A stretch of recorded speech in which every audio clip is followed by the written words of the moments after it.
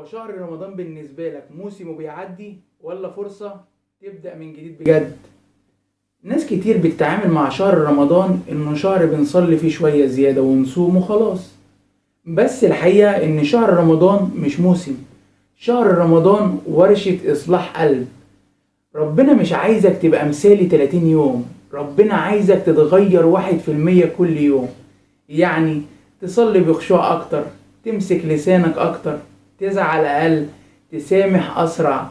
لأن شهر رمضان بيجي يقولك مش مهم انت كنت ايه قبل كده، المهم هتطلع منه بإيه. لأن في كل يوم صيام انت بتكسر شهوة، وفي كل صلاة انت بتقوي روحك، وفي كل صدقة انت بتنظف قلبك. ولو خرجت من شهر رمضان بنفس الشخص اللي دخلته يبقى انت ضيعت اعظم فرصة في السنة. ومن هنا السؤال ليك، ايه الحاجة اللي انت ناوي تطلع بيها من رمضان السنة دي؟ اكتب لي تحت في الكومنتات وخليها وعد بينك وبين ربنا.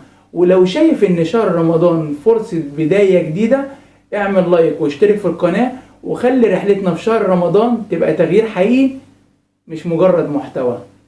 سلام عليكم.